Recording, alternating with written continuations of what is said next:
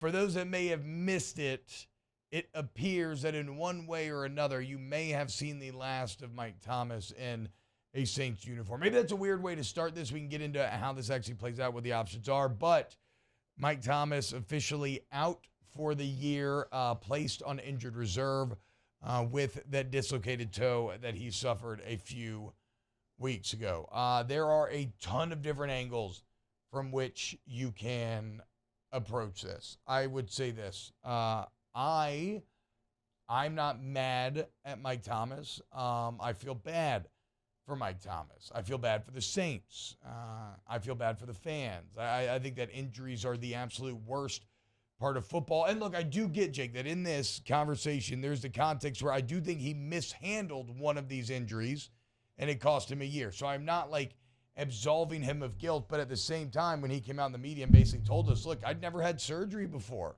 And I had one doctor tell me I didn't need surgery. And yeah, I was wrong. But at the time, like these guys have a rational self-belief. He probably thought he could just rehab through it. I don't think it was like a lack of work or commitment or anything as to why he screwed that up so badly. I think he just made a bad judgment call, right? I can empathize with that. So I'm not mad. Like I said, this is the worst part of football. It just is a huge bummer for every single party involved because, well, for the New Orleans Saints, just look at what he was doing this year, right? If you really are trying to win the South, he was going to be one of the best avenues to making that a reality. And if you think about this from Mike Thomas's perspective, Jake, this is devastating. He's played 12 games in 3 years.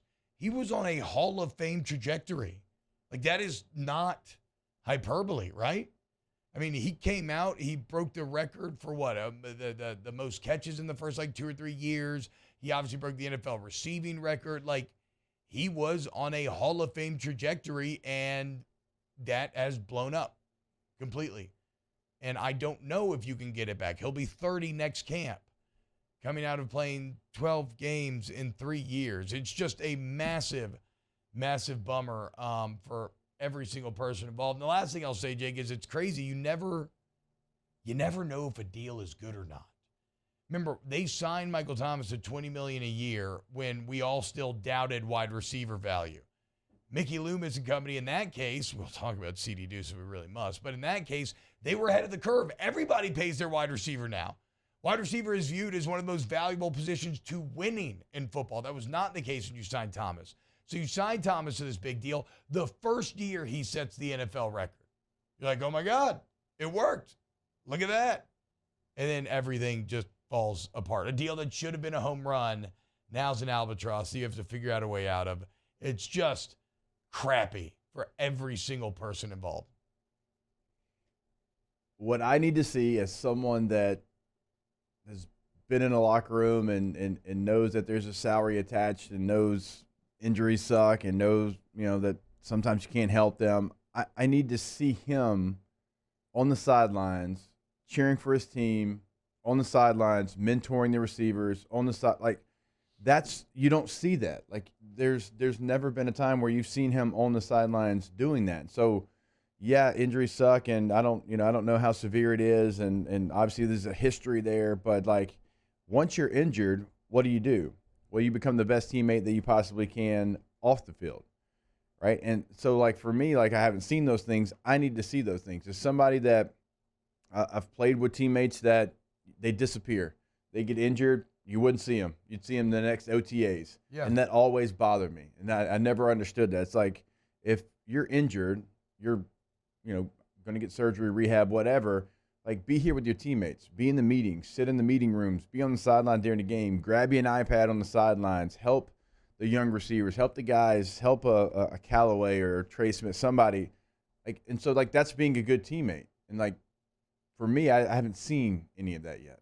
Yeah, and I don't know that you will, right? Like, I don't know how. And to be clear, there are some stories about, like, Olave and some of the other young receivers talking about Mike Thomas helping and helping him to learn the game and develop and everything. But I don't know how team motivated Mike Thomas has ever been. And I don't even mean that as a shot, right? Because that's not to say that he doesn't work as hard as anyone. I think he has a an element that a lot of professional athletes has, where he has a borderline psychotic drive to prove that he is the best. And so I think if that's maybe where more of his motivation comes from, then yeah, at this point, he's going to recede within himself. So maybe you will see that. Maybe you don't. It doesn't change me feeling bad for him one way or another. But certainly, I think you're right, Jake. If you wanted to like win back some of the fan base that are frustrated or are mad, that would probably be a nice public way to go about doing so. I just don't know that I would expect to see anything like that. But why? Well, again, I mean, because I think he's always struck me as a very kind of internally self-motivated person, which, you know, when that works, it works towards the greater goals of the team because you're really good at football. But I think that we've seen from his past actions in these dark times, he definitely kind of recedes into a cave where no one really sees him. I mean, as someone, like I said, like just somebody that's been through that, it bothered me and my teammates every time that it would happen. And look, I hope he's there on Monday. I hope he's there, and I hope he's got a towel, and I hope he's swinging it, and I hope he's helping his teammates. I hope that he's there as a mentor. I hope he's there helping his team, because when you sign that contract, you're supposed to help your team in every single possible way that you can. That's true. Like, and if you can't do it on the field, you do it off the field. You help and you mentor, and you're there. You're there in support of your teammates, because your teammates have worked hard alongside with you in the offseason to get to this point. Yeah.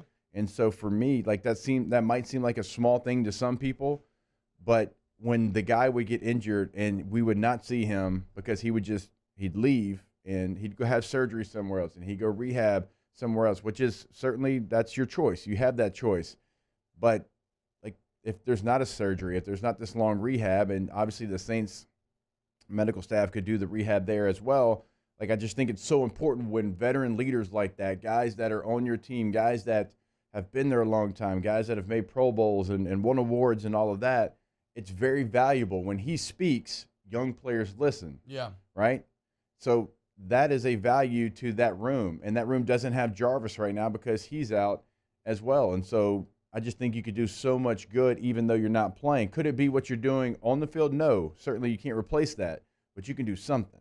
Yeah. I just wonder, I mean, this sounds kind of crazy, but does he even feel like a Saint today? Like will he? Let's actually talk about that next. How would he not, what though? some of the future well, let's get into it on the other side of this break.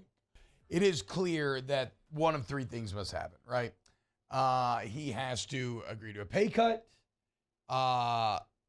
You just cut him, or he gets traded. Unfortunately, well, okay, first off, do you see Mike Thomas taking a pay cut? I don't know that I do. Maybe, but I don't know that. I don't know. Most people don't like taking pay cuts, obviously. And if you just look at the relationship with the Saints and Mike Thomas recently, I don't know that he would agree to. But maybe so. That would certainly be the most clean-cut option. It would keep him in New Orleans. It would work out for all parties. Where it gets a bit hairy, Jake, is if you cut him. If you cut him now, you get a dead money charge of $25.45 million. If you do it as a post-June 1st cut, which allows you to spread it out over 2 years, you're talking about 11.8 and $14 million. Now, the problem is that apparently a trade works in the same way. So it's not great. It's not a great situation. It's maybe one of those awful situations where the Saints end up just having to swallow a ton of dead money because it is what it is, and it's, a rock and a hard place. There is no good choice. You just have to do what you have to do. Underhill does go on. I'd recommend going to NewOrleans.football and read about it if you want. He goes on to some kind of creative accounting, which the Saints are no stranger to, some ways of lowering those numbers while Mike Thomas, I don't fully understand it, to be quite honest, Jake, but some ways of lowering those numbers while Mike Thomas still gets paid and making it easier to cut or trade him. It's what the Saints could certainly do, but it's just not a great, it's not a great situation, because even in a trade here, Jake, teams are going to know that maybe potentially, especially if the relationship deteriorates, they kind of have you over a barrel. Doesn't feel very good today, especially not when just a couple weeks ago we were having a conversation about do the Saints need to blow it up. If you're talking about having to swallow $25 million and losing what was, potentially the best player on your team. Yeah, you just trade him wherever Sean Payton gets traded to.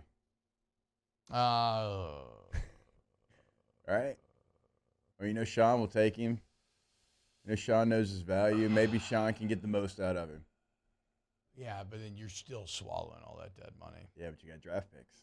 But you got draft picks, exactly. What do the Cowboys' draft picks look like? Because that's where Sean Payton's going, right? Our Chargers. 100%. Oh, okay, yep. That would make a lot of sense as well. Okay, I could live with the Chargers. I wouldn't be mad at that. Now I see. Now I see your angle, Jake. You're just trying to get Mikey on. No, not actually. I'll take Bolts. Sean Payton. Trying to get Mikey Thomas with the Bush League Bolts. I see you, bro. No. So that's it on the Mike Thomas thing. It's just an awful situation. On IR, out for the year. No update on Jarvis, right, guys? Still. He practiced. He's back in practice. So Okay. that's a positive. It's a positive news. Look, you know what? We're on to the next Ohio State wide receiver. Okay, we're all Chris Olave people now. So shout out to Chris Olave, our new favorite Ohio State Saints wide receiver.